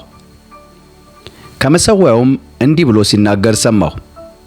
አዎን ሁሉን የምትገዛ ጌታ አምላክ ሆይ ፍርዶችህ እውነትና ጽድቅ ናቸው። አራተኛውም ጽዋ በፀሐይ ላይ አፈሰሰ፣ ሰዎችንም በእሳት ልታቃጥል ሥልጣን ተሰጣት። ሰዎችም በታላቅ ትኩሳት ተቃጠሉ። በእነዚህም መቅሰፍቶች ላይ ሥልጣን ያለው የእግዚአብሔርን ስም ተሳደቡ። ክብርንም እንዲሰጡት ንስሐ አልገቡም። አምስተኛውም ጽዋ በአውሬው ዙፋን ላይ አፈሰሰ። መንግሥቱም ጨለማ ሆነች፣ ከስቃይም የተነሣ መላሶቻቸው ያኝኩ ነበር። ከስቃያቸውና ከቁስላቸው የተነሣ የሰማይን አምላክ ተሳደቡ፣ ከሥራቸውም ንስሐ አልገቡም። ስድስተኛውም ጽዋውን በታላቁ ወንዝ በኤፍራጥስ ላይ አፈሰሰ። ከፀሐይ መውጫ ለሚመጡ ነገሥታት መንገድ እንዲሰናዳላቸው ውሃው ደረቀ። ከዘንዶውም አፍና ከአውሬው አፍ ከሐሰተኛውም ነቢይ አፍ ጓጉንቸሮች የሚመስሉ ሦስት ርኩሳን መናፍስት ሲወጡ አየሁ። ምልክት የሚያደርጉ ያጋንንት መናፍስት ናቸውና በታላቁም ሁሉን በሚገዛ በእግዚአብሔር ቀን ወደሚሆነው ጦር እንዲያስከትቷቸው ወደ ዓለም ሁሉ ነገሥታት ይወጣሉ። እነሆ እንደ ሌባ ሆኜ እመጣለሁ። ራቁቱን እንዳይሄድ አፍረቱን እንዳያዩ ነቅቶ ልብሱን የሚጠብቅ ብፁዕ ነው። በዕብራይስጥም አርማጌዶን ወደሚባለው ስፍራ አስከተቷቸው። ሰባተኛውም ጽዋውን በአየር ውስጥ አፈሰሰ። ከመቅደሱም ውስጥ ተፈጽሟል የሚል ታላቅ ድምፅ ከዙፋኑ ወጣ። መብረቅና ደምም ነጎድጓድም ሆኑ። ታላቅም የምድር መናወጥ ሆነ። ሰው በምድር ከተፈጠረ ጀምሮ እንዲህ ያለ ታላቅ መናወጥ ከቶ አልነበረም። ከሁሉም በለጠ። ከታላቂቱም ከተማ በሦስት ተከፋፈለ። የአሕዛብም ከተማዎች ወደቁ። ታላቂቱ ባቢሎን የብርቱ ቁጣውን ወይን ጠጅ የሞላበትን ጽዋ እንዲሰጣት በእግዚአብሔር ፊት ታሰበች። ደሴቶቹም ሁሉ ሸሹ፣ ተራሮችም አልተገኙም። በሚዛን 1 ታላንት የሚያህል ታላቅ በረዶ በሰማይ ላይ ከሰማይ ወረደባቸው። ሰዎችም ከበረዶ መቅሰፍት የተነሳ እግዚአብሔርን ተሳደቡ፣ መቅሰፍቱ እጅግ ታላቅ ነውና። በራዕይ ምዕራፍ 17 በአውሬው ላይ የተቀመጠችው ታላቂቱ አመንዝራ ሴት። ሰባቱን ጽዋዎች ከያዙት ከሰባቱ መላእክት አንዱ መጥቶ ና በብዙ ውኆችን ላይ የተቀመጠችውን የታላቂቱን ጋለሞታ ፍርድ አሳይሃለሁ አለኝ። የምድርም ነገሥታት ከእርሷ ጋር ሴሰኑ፣ በምድር የሚኖሩ ከዝሙቷ ወይን ጠጅ ሰከሩ ብሎ ተናገረኝ። በመንፈስም ወደ በረሃ ወሰደኝ። የስድብ ስም በሞሉበት 7 ራሶች 10 ቀንዶች ባሉበት ቀይ አውሬ ላይ አንዲት ሴት ተቀምጣ አየሁ። ሴቲቱም በቀይና በሐምራዊ ልብስ ተጎናጽፋ በወርቅና በከበሩ ድንጋዮች በዕንቁዎችም ተሸልማ ነበር። በእጇም የሚያስጸይፍ ነገር የዝሙቷን ርኩሰት የተሞላበት የወርቅ ጽዋ ያዘች። በግንባሯም ምስጢር የሆነ ስም ታላቂቱ ባቢሎን የጋለሞታዎችና የምድር ርኩሰት እናት ተብሎ ተጻፈ። ሴቲቱም በቅዱሳን ደምና በኢየሱስ ምስክሮች ደም ሰክራ አየኋት። ባየኋትም ጊዜ እጅግ ታላቅ መደነቅ ያዘኝ ይላል ዮሐንስ።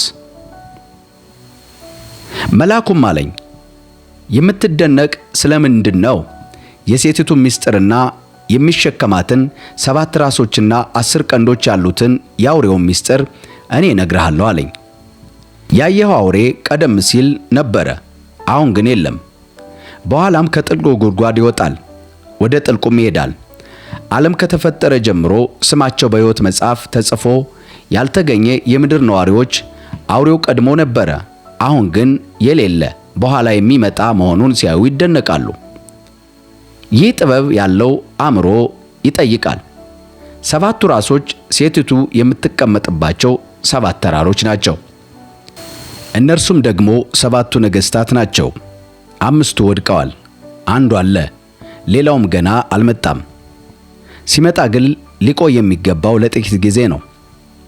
ቀድሞ የነበረውና አሁን የሌለው አውሬ 8ኛው ንጉሥ ነው። እርሱም ከ7ቱ አንዱ ሲሆን ወደ ጥፋቱ ይሄዳል። ያያቸው 10ሩ ቀንዶች ገና መንግሥታት ያልተቀበሉ 10 ነገሥታት ናቸው። ነገር ግን ከአውሬው ጋር ለ1 ሰዓት እንዲነግሱ ሥልጣን ይቀበላሉ። አንድ ሐሳብ አላቸው፣ ኃይላቸውንና ሥልጣናቸውን ለአውሬው ይሰጣሉ።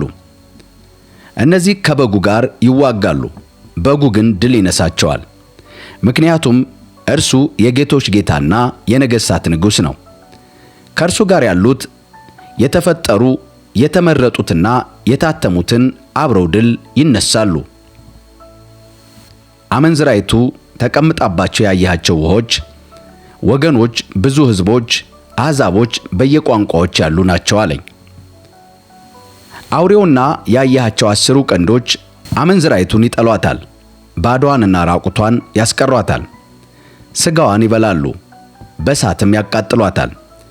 የእግዚአብሔር ቃል እስኪፈጸም ድረስ ዕቅዱንም እስኪፈጽሙ ደግሞም በአንድ ሐሳብ እንዲስማሙና ሥልጣናቸው ለአውሬው እንዲሰጡ ይህ ሐሳብ በልባቸው ያኖረ እግዚአብሔር ነውና። ያየሃትም ሴት በምድር ነገሥታት ላይ የምትነግሥ ታላቂቱ ከተማ ናት አለኝ። በራዕይ ምዕራፍ 18 የባቢሎን መውደቅ። ከዚህ በኋላ ታላቅ ሥልጣን ያለው ሌላ መልአክ ከሰማይ ሲወርድ አየሁ። ከክብሩም ነጸብራቅ የተነሳ ምድር በራች። እርሱም በብርቱ ድምፅ እንዲህ ብሎ ጮኸ፣ ታላቂቱ ባቢሎን ወደቀች፣ ወደቀች! የአጋንንት መኖሪያ፣ የርኩሳን መናፍስት ሁሉ መጠጊያ፣ የርኩሳንና የአስጸያፊ ወፎች ሁሉ መጠለያ ሆነች። ሕዝቦች ሁሉ የዝሙታን ቁጣ ጠጅ ጠጥተዋልና የምድር ነገሥታት ከእርሷ ጋር አመንዝረዋል። የምድር ነጋዴዎችም ከብዙ ምቾቶቿ ኃይል የተነሳ በልጽገዋል። ከዚያም ከሰማይ ሌላ ድምፅ እንዲህ ሲል ሰማሁ፣ ሕዝቤ ሆይ በኃጢአቷ እንዳትተባበሩ ከመቅሰፍቷ እንዳትካፈሉ ከእርሷ ውጡ፣ ኃጢአቷ እስከ ሰማይ ድረስ ተከምሯልና፣ እግዚአብሔርም ዓመፃዋን አስታውሷል። በሰጠችው መጠን ብድራቷን መልሱላት፣ ለሠራችሁ ሁሉ እጥፍ ክፈሏት። በተቀላቀለችበትም ጽዋ እጥፍ አድርጋችሁ ቀላቅሉባት። ለራሷ ክብርና ምቾት የሰጠችውን ያህል ስቃይና ሐዘን ስጧት። በልቧም እንዲህ እያለች ትመካለች፣ እንደ ንግሥት ተቀምጫለሁ፣ መበለትም አይደለሁም፣ ከቶም አላዝንም። ስለዚህ መቅሰፍቶቿ በአንድ ቀን ይመጡባታል፣ ሞት፣ ሐዘንና ራብ ይሆንባታል።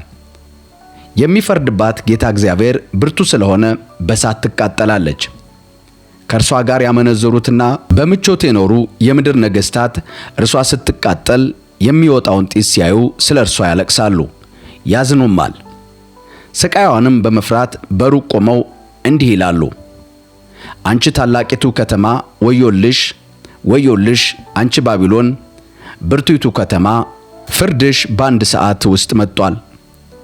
ጭነታቸውን ከእንግዲህ የሚገዛ ስለሌለ የምድር ነጋዴዎችም ስለ እርሷ ያለቅሳሉ፣ ያዝናሉ። ጭነቱም ወርቅ፣ ብር፣ የከበረ ድንጋይ፣ ዕንቁ፣ ከተልባ እግር የተሠራ ቀጭን ልብስ፣ ሐምራዊ ልብስ፣ ሐር ልብስ፣ ቀይ ልብስ፣ መልካም ሽታ ያለው እንጨት ሁሉ፣ ከዝሆን ጥርስ፣ ከውድ እንጨት፣ ከናስ፣ ከብረትና ከእብነበረድ የተሠራ ዕቃ ሁሉ፣ ቀረፋ፣ ቅመም፣ ከርቤ፣ ቅባት፣ ዕጣን፣ የወይን ጠጅ፣ የወይራ ዘይት፣ የተሰለቀ ዱቄት፣ ስንዴ፣ ከብቶችም፣ በጎችም፣ ፈረሶች፣ ሰረገሎች እንዲሁም ባሮችና የሰዎች ነፍሶች ነው። እነርሱም የተመኘሽው ፍሬ ካንቺ ርቋል፣ ብልጽግናሽና ክብርሽ ሁሉ ጠፍቷል፣ ዳግመኛም ተመልሶ አይመጣም ይላሉ። እነዚህን ነገሮች በመሸጥ በእርሷ የበለጸጉ ነጋዴዎች ስቃይዋን ፈርተው በሩቅ ይቆማሉ። እነርሱም ያለቅሳሉ፣ ያዝኑማል። ድምፃቸውንም ከፍ አድርገው እንዲህ ይላሉ፣ ቀጭን የተልባ እግር፣ ሐምራዊና ቀይ ልብስ የለበሰች በወርቅ በከበረ ድንጋይ በዕንቁም ያጌጠች ታላቂቱ ከተማ ወዮላት፣ ወዮላት! ያንን ሁሉ ሀብት በአንድ ሰዓት ውስጥ ጠፋ። የመርከብ አዛዦች ሁሉ፣ በመርከብ የሚጓዙ መንገደኞች ሁሉ፣ የመርከብ ሠራተኞችና ኑሯቸው በባህር ላይ የመሠረቱ ሁሉ በሩቅ ይቆማሉ። እርሷ ስትቃጠል የሚወጣው ጢስ ሲያዩ እንደዚህ ያለ ታላቅ ከተማ ከቶ የታለ እያሉ ይጮኻሉ። በራሳቸውም ላይ አቧራ ነስንሰው እያለቀሱና እያዘኑ እንዲህ ብለው ይጮኻሉ፣ በባህር ላይ በመርከቦች ያላችሁ ሁሉ፣ በእርሷም ሀብት የበለጸጉ ለታላቂቱ ከተማ ወዮላት፣ ወዮላት! በአንድ ሰዓት ውስጥ ጠፍታለች። ሰማይ ሆይ በእርሷ ላይ ሐሴት አድርግ፣ ቅዱሳን ሐዋርያትና ነቢያትም ሐሴት አድርጉ፣ በእናንተ ላይ ባደረሰችው ነገር እግዚአብሔር ፈርዶባታልና። ስለዚህ አንድ ብርቱ መልአክ ትልቅ የወፍጮ ድንጋይ የሚመስል ድንጋይ አንስቶ ወደ ባሕር ወረወረው፣ እንዲህም አለ፣ ታላቂቱ ከተማ ባቢሎን እንዲህ ባለ ኃይል ትወረወራለች፣ ተመልሳም አትገኝም። የበገና ደርዳሪዎችና የሙዚቀኞች ድምፅ፣ የዋሽንትና የመለከት ነፊዎች ድምፅ ዳግመኛ ባንቺ ውስጥ አይሰማም። የእጅ ጥበብ ባለሙያ ዳግመኛ ባንቺ ውስጥ አይገኝም። የወፍጮ ድምፅ ዳግመኛ ባንቺ ውስጥ አይሰማም። የመብራት ብርሃን ዳግመኛ ባንቺ ውስጥ አይበራም። የሙሽራው የሙሽሪቱ ድምፅ ዳግመኛ ባንቺ ውስጥ አይሰማም። ነጋዴዎችሽ የዓለም ታላላቅ ሰዎች ነበሩ፣ አስማትሽም ሕዝቦችም ሁሉ ስተዋል። ነጋዴዎችሽ የዓለም ታላላቅ ሰዎች ነበሩ፣ በአስማትሽም ሕዝቦች ሁሉ ስተዋል። በእርሷም ውስጥ የነቢያትና የቅዱሳን በምድር የተገደሉ ሁሉ ደም ተገኘ። በራእይ ምዕራፍ 19 ዮሐንስ የሚያስደንቅ ራእይ እንዳየ እንደዚህ ይነግረናል። ከዚህ በኋላ የብዙ ሰዎች ድምፅ የሚመስል ታላቅ ድምፅ በሰማይ እንዲህ ሲል ሰማሁ፣ ሃሌሉያ! ማዳን፣ ክብርና ኃይል የአምላካችን ነው። ፍርዱ እውነትና ጽድቅ ነው። በዝሙቷ ምድርን ያረከሰችው ታላቂቱ አመንዝራ ፈርዶባታል፣ ስለ አገልጋዮቹም ደም ተበቅሏታል። ደግሞም እንዲህ አሉ፣ ሃሌሉያ! ጢስ ከእርሷ ለዘላለም እስከ ዘላለም ይወጣል። 24ቱ ሽማግሌዎችና አራቱ ሕያዋን ፍጡራን በዙፋን ላይ ለተቀመጠው አምላክ ወድቀው ሰገዱ፣ እንዲህም አሉ፣ አሜን ሃሌሉያ። ከዚህ በኋላ እንዲህ የሚል ድምፅ ከዙፋኑ ወጣ። እናንተ አገልጋዮች ሁሉ እርሱን የምትፈሩ ታናናሾችና ታላላቆችም አምላካችንን አመስግኑ። ደግሞም እንደ ብዙ ሕዝብ ድምፅ፣ እንደ ኃይለኛ ወራጅ ውሃ ድምፅ፣ እንደ ብርቱ ነጎድጓድ ድምፅ የሚመስል እንዲህ ሲል ሰማሁ፣ ሃሌሉያ! ሁሉን ቻይ ጌታ አምላካችን ነግሷልና። የበጉ ሰርግ ስለደረሰ የእርሱም ሙሽራ ራሷን ስላዘጋጀች ደስ ይበለን፣ ሐሴት እናድርግ፣ ክብርም እንስጠው። የሚያንጸባርቅና ንጹሕ ከተልባ እግር የተሠራ ቀጭን ልብስ እንድትለብስ ተሰጣት። ከተልባ እግር የተሠራው ቀጭን ልብስ የቅዱሳን የጽድቅ ሥራ ነው። መልአኩም ወደ በጉ ሰርግ እራት የተጠሩ ብፁዓን ናቸው ብለህ ጻፍ አለኝ። ቀጥሎም እነዚህ የእግዚአብሔር እውነተኛ ቃሎች ናቸው አለኝ። እኔም ልሰግድለት ከእግሩ ስር ተደፋሁ ይላል ዮሐንስ። እርሱ ግን ተው፣ ይህንን አታድርግ፣ እኔ ካንተና የኢየሱስን ምስክር ከያዙ ወንድሞች ጋር አገልጋይ ነኝ። ለእግዚአብሔር ስገድ፣ የኢየሱስ ምስክር የትንቢት መንፈስ ነውና አለኝ። ከቁጥር 11 ጀምሮ በነጭ ፈረስ ላይ የተቀመጠው በማለት ይህንን ራእይ እንደዚህ ይነግረናል። ከዚያም በኋላ ሰማይ ተከፍቶ አየሁ ይላል ዮሐንስ። እነሆ አንድ ነጭ ፈረስ ነበረ፣ በፈረሱም ላይ ታማኝና እውነተኛ የሚል ተቀምጦበት ነበር። እርሱም በጽድቅ ይፈርዳል፣ ይዋጋል። ዓይኖቹ እንደ እሳት ነበልባል ናቸው። በራሱ ላይ ብዙ ዘውዶች አሉ። ከእርሱም በቀር ማንም የማያውቀው ስም በእርሱ ላይ ተጽፏል።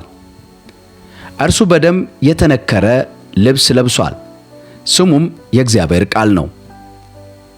የሰማይም ሰራዊት ነጭ ንጹሕና ከተልባ እግር የተሠራ ቀጭን ልብስ ለብሰው በነጫጭ ፈረሶች ላይ ተቀምጠው ይከተሉት ነበር።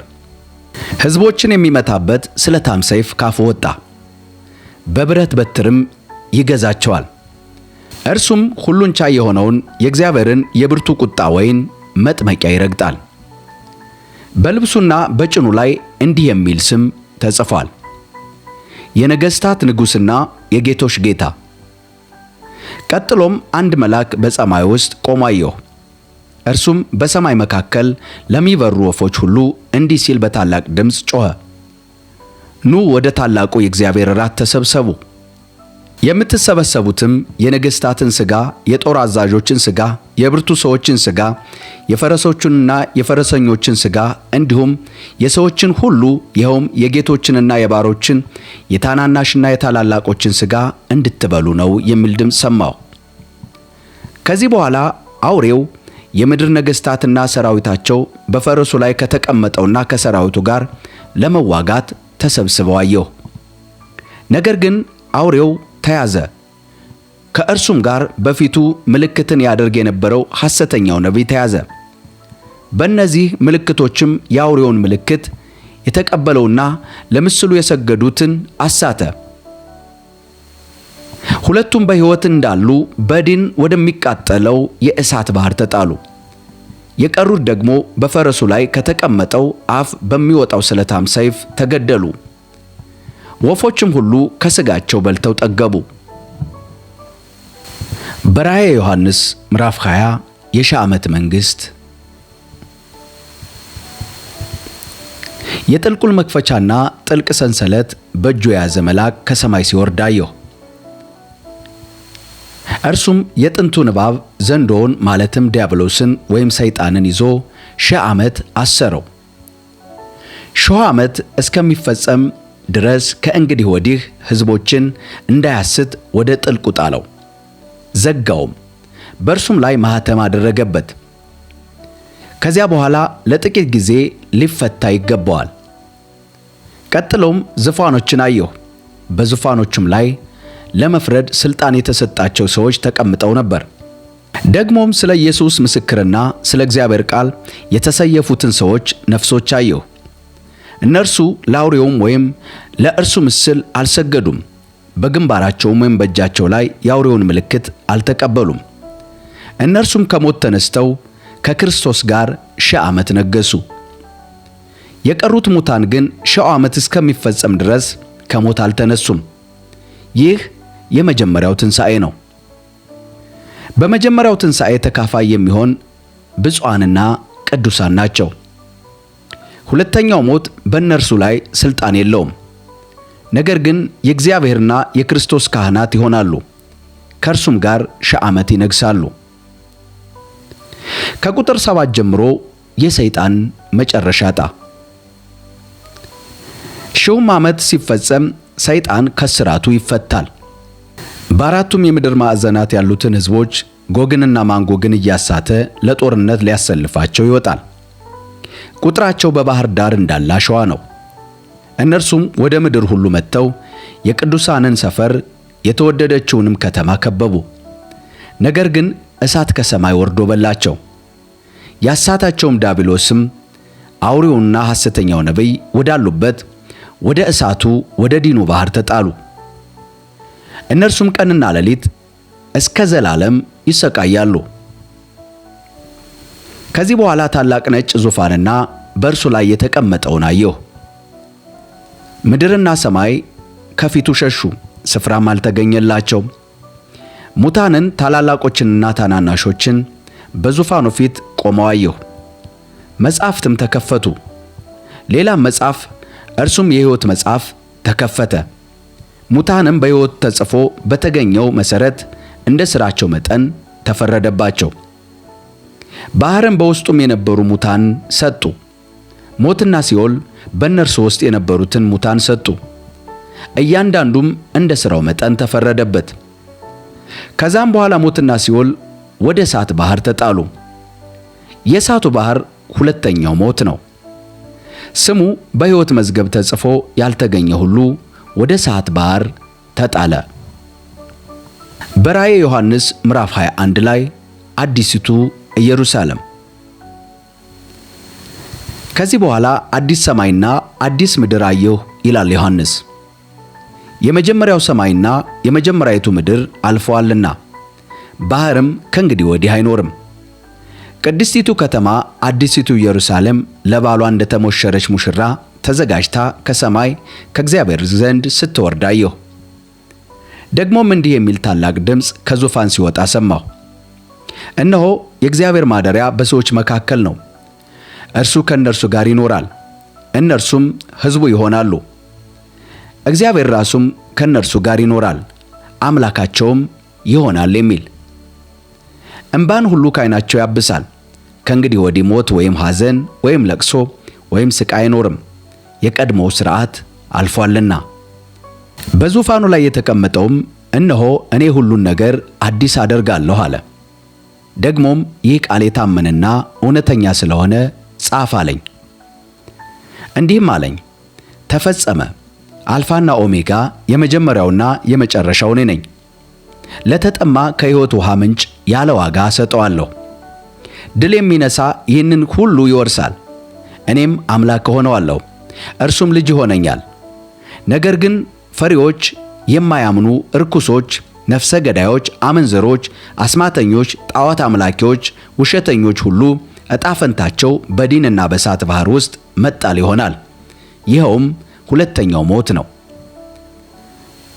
ሰባቱ የመጨረሻ መቅሰፍቶች የሞሉባቸው ሰባቱ ጽዋዎች ከያዙት ከሰባት መላእክት አንዱ መጥቶ ና የበጉ ሚስት የሆነችው ሙሽራ አሳይሃለሁ አለኝ።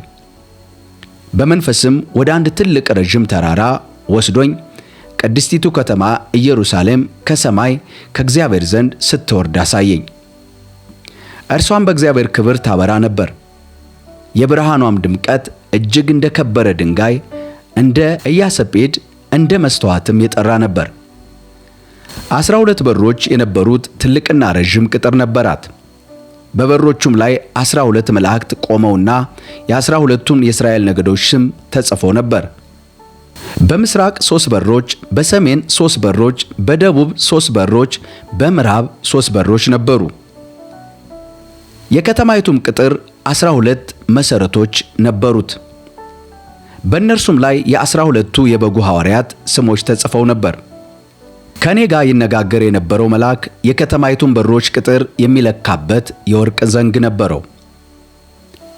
ከተማይቱም ርዝመቷና ስፋቷ እኩል ሆኖ 4 ማዕዘን ነበራት። እርሱም ከተማይቱን በዘንጉ ለካ። ርዝመቷም 12000 ምዕራፍ ሆነ፣ ስፋቷና ከፍታዋም እንደዚሁ ሆነ። ደግሞም የከተማይቱን ቅጥር ለካ። ርዝመቱም የመልአክ መለኪያ በሆነው ሰው መለኪያ 144 ክንድ ሆነ። ቅጥሩም የተሠራው ከኢያስጲድ ነበረ። ከተማይቱም እንደ መስታወት ንጹሕ ከሆነ ወርቅ የተሠራች ነበረች። የከተማይቱ ቅጥር መሠረቶች በሁሉ ዓይነት የከበረ ድንጋይ ያጌጡ ነበሩ። የመጀመሪያው መሠረት ኢያሰጲድ፣ ሁለተኛው ሰምጴር፣ ሦስተኛው ከልቄዶን፣ አራተኛው መረግድ ነበር። አምስተኛው ሰርዴኮስ፣ ስድስተኛው ሰሪዮን፣ ሰባተኛው ክሪስቶሎፔ፣ ስምንተኛው ቢረሌ፣ ዘጠነኛው ወራውሬ፣ 10ኛው ክርስጵራስስ፣ 11ኛው ያክንት፣ 12ኛው አቲስጤቶኔስ ነበረ። 12ቱም በሮች 12 ዕንቁዎች ነበሩ። እያንዳንዱም በር ከአንድ ዕንቁ የተሠራ ነበር። የከተማይቱም አውራ መንገድ እንደ መስታወት ብርሃን የሚያስተላልፍ ንጹሕ ወርቅ ነበረ። ሁሉን ቻይ ጌታ አምላክና በጉ መቅደሷ ስለሆኑ በከተማይቱ ውስጥ ቤተ መቅደስ አላየሁም። የእግዚአብሔር ክብር ብርሃን ስለሚሰጣት በጉም መብራቷ ስለሆነ ከተማይቷ ላይ ፀሐይ ወይም ጨረቃ እንዲያበሩላት አያስፈልጋትም። ሕዝቦችም በብርሃኗ ይመላለሳሉ። የምድር ነገሥታት ክብራቸው ወደ እርሷ ያመጣሉ። በዛም ሌሊት ስለሌለ በሮቿ በየትኛውም ቀን አይዘጉም። የሕዝቦች ግርማና ክብር ወደ እርሷ ይገባል። በበጉ የሕይወት መጽሐፍ ከተጻፉት በስተቀር እርኩሰትን የሚያደርጉና ውሸትን የሚናገሩ ሁሉ አይገቡባትም። በራእየ ዮሐንስ ምዕራፍ 22 የሕይወት ወንዝ። ከዚህ በኋላ መልአኩ ከእግዚአብሔርና ከበጉ ዙፋን የሚወጣውን እንደ መስታወት የጠራውን የሕይወት ውሃ ወንዝ አሳየኝ። ወንዙም በከተማይቱ አውራ መንገድ መካከል ይፈስ ነበር። በወንዙ ግራና ቀኝ በየወሩ እያፈራ 12 ጊዜ ፍሬ የሚሰጥ የሕይወት ዛፍ ነበር። የዛፉም ቅጠሎች ሕዝቦች የሚፈወሱባቸው ነበሩ። ከእንግዲህ ወዲህ እርግማን ከቶ አይሆንም። የእግዚአብሔርና የበጉ ዙፋን በከተማይቱ ውስጥ ይሆናል። አገልጋዮችም ያመልኩታል፣ ፊቱን ያያሉ፣ ስሙም በግንባራቸው ላይ ይሆናል። ከእንግዲህ ወዲህ ሌትም አይሆንም። ጌታ አምላክ ስለሚያበራላቸው የመብራት ወይም የፀሐይ ብርሃን አያስፈልጋቸውም። ከዘላለም እስከ ዘላለም ይነግሣሉ። መልአኩም እነዚህ ቃሎች የታመኑና እውነተኞች ናቸው። የነቢያት መናፍስት ጌታ አምላክ በቅርብ የሚሆነውን ነገር ለአገልጋዮቹ እንዲያሳይ መልአኩን ልኳል አለኝ። ከቁጥር 7 ጀምሮ ኢየሱስ ይመጣል ይለናል ዮሐንስ። እነሆ ቶሎ እመጣለሁ። የእነዚህን መጽሐፍ የትንቢት ቃል የሚጠብቅ ብፁዕ ነው። እነዚህን ነገሮች የሰማሁና ያየሁ እኔ ዮሐንስ ነኝ። እነዚህ ነገሮች በሰማሁና ባየሁ ጊዜ እነዚህን ነገሮች ላሳየኝ መልአክ ልሰግድ በእግሩ ስር ተደፋሁ ይላል ዮሐንስ። እርሱ ግን ተው፣ ይህንን አታድርግ፣ እኔ ካንተና ከወንድሞችህ ከነቢያትም እንዲሁም የዚህን መጽሐፍ ቃል ከሚጠብቁ ሁሉ ጋር አገልጋይ ነኝ፣ ለእግዚአብሔር ስገድ አለኝ ይለናል። እንዲህም አለኝ፣ ጊዜው ስለደረሰ የዚህን መጽሐፍ የትንቢት ቃል በማኅተም አትዝጋው። ዓመፀኛው በዓመፁ ይቀጥል፣ እርኩሱም ይርከስ፣ ጻድቁም ይጽደቅ፣ ቅዱሱም ይቀደስ። እነሆ ቶሎ እመጣለሁ፣ ዋጋዬ በእኔ ዘንድ አለ፣ ለእያንዳንዱም እንደ ሥራው መጠን እከፍለዋለሁ። አልፋና ኦሜጋ፣ ፊተኛውና ኋለኛው፣ መጀመሪያውና መጨረሻው እኔ ነኝ። ወደ ሕይወት ዛፍ ለመድረስ በበሮቿ በኩል ወደ ከተማይቱ ለመግባት መብት እንዲኖራቸው ልብሳቸውን የሚያጥቡ ብፁዓን ናቸው። ውሾች፣ አስማተኞች፣ ሴሰኞች፣ ነፍሰ ገዳዮች፣ ጣዖት አምላኪዎች፣ ውሸትን የሚወዱና የሚያደርጉ ሁሉ በውጭ አሉ። እኔ ኢየሱስ በአብያተ ክርስቲያናት ዘንድ ይህንን እንዲመሰክርላችሁ መልአኬን ላኩ። እኔ የዳዊት ሥር ነኝ፣ የሚያበራም የንጋት ኮከብ ነኝ። መንፈሱና ሙሽራይቱ ና ይላሉ። የሚሰማም ና ይበል፣ የተጠማም ይምጣ። የወደደውን የሕይወት ውሃ እንዲያው ይውሰድ። በዚህ መጽሐፍ የተጻፈውን የትንቢት ቃል ለሚሰማ ሁሉ እኔ መሰክራለሁ። ማንም በዚህ ላይ አንዳች ቢጨምር እግዚአብሔር በዚህ መጽሐፍ የተጻፉትን መቅሰፍቶች ይጨምርበታል። ማንም በዚህ በትንቢት መጽሐፍ ከተጻፈው ቃሎች አንዳች ቢያጎድል በዚህ መጽሐፍ ከተጻፉ ከሕይወት ዛፍ ከቅድስቲቱ ከተማ እግዚአብሔር ዕድሉን ያጎልበታል። እነዚህን ነገሮች የሚመሰክረው አዎን ቶሎ እመጣለሁ ይላል። አሜን። ጌታ ኢየሱስ ሆይ ና። የጌታችን የኢየሱስ ጸጋ ከእግዚአብሔር ሕዝብ ጋር ይሁን፣ አሜን በማለት ዮሐንስ ያየውን አስደናቂ የዘመን ፍጻሜ ራእይ በዚህ መጽሐፍ እንደዚህ ያጠቃልላል። ውድ የአሳፍ ቲዩብ ተከታታዮች፣ የዮሐንስ ራእይ መጽሐፍ በብዙ ምስጢራትና አስፈሪ በሆኑ ምልክቶች የተሞላ ቢሆንም መጨረሻው ግን እጅግ አስደሳችና በተስፋ የተሞላ ነው። ዛሬ በዚህ ቪዲዮ የመጽሐፉን ታላላቅ መደምደሚያና ለሰው ልጅ የተሰጠውን የዘላለም ተስፋ እስኪ እንመልከት። የመጀመሪያው የክፋት ሁሉ ፍጻሜ። መጽሐፉ ወደ መደምደሚያው ሲቃረብ ዓለምን ሲያሰቃዩ የነበሩ የጨለማ ኃይላት ድል ሲነሱ ያሳያል። ማለትም ሰይጣን፣ ሞት፣ ሲኦል። ፍትሕ ይነግሳል። በምድር ላይ የነበረው ግፍና መከራ ያበቃል። እንዲሁም አዲስ ሰማይና አዲሲቷን ምድር አይተናል። ዮሐንስ በመጨረሻው ምዕራፍ ላይ ያየው ትዕይንት ቀድሞ የነበረው ሰማይና ምድር አልፈዋል፣ አዲስ ፍጥረት ሲተካ ነው። ይህ ማለት አዲሲቷ ኢየሩሳሌም ከሰማይ ከአምላክ ዘንድ ስትወርድ ትታያለች። ይቺ ከተማ የእግዚአብሔርና የሰው ልጆች ለዘላለም አብረው የሚኖሩባት ስፍራ ናት። ሌላኛው መከራ የሌለበት ሕይወት። እንባን ሁሉ ከዓይናቸው ያብሳል። ሞት ከእንግዲህ ወዲህ አይሆንም ይላል በራእየ ዮሐንስ ምዕራፍ 21 ቁጥር 4። እንዲሁም በመጨረሻው ራእይ ላይ የሕይወት ውሃና የሕይወትን ዛፍ ተመልክተናል። በመጽሐፉ መዝጊያ ላይ በኤደን ገነት የጠፉት የሕይወት ዛፍ እንደገና ተመልሶ እናያለን። የሕይወት ውሃ ወንዝ ከእግዚአብሔር ዙፋን ይወጣል። ሰውና ፈጣሪ ፊት ለፊት የሚገናኙበት፣ ጨለማና ሌሊት የማይኖርበት ዘላለም ይጀምራል።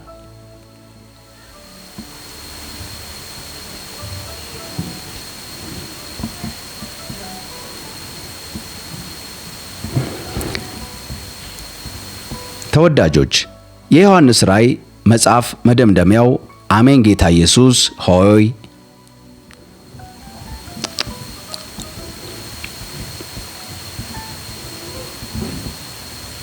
አሜን ጌታ ኢየሱስ ሆይ ና በሚል ትልቅ ናፍቆት ነው። ይህ መጽሐፍ የፍርሃት ሳይሆን የድል መጽሐፍ ነው። መጨረሻውም ጥፋት ሳይሆን አዲስ ጅምር ነው። እግዚአብሔር ከሰዎች ጋር የሚኖርባት ፍቅርና ሰላም የነገሰባት ዘላለማዊ መንግሥት ያበስረናል። ይህ ቪዲዮ ለእናንተ ብርታትና ተስፋ እንደሰጣችሁ ተስፋ አደርጋለሁ። ሰብስክራይብ በማድረግ ቤተሰብ ይሁኑ። ለሌሎች እንዲደርስ ሸር ያድርጉ። በሚቀጥለው ቪዲዮና መልእክት እስከምንገናኝ በያላችሁበት የዓለም ዳርቻ የእግዚአብሔር ሰላም ከእናንተ ጋር ይሁን። አሜን።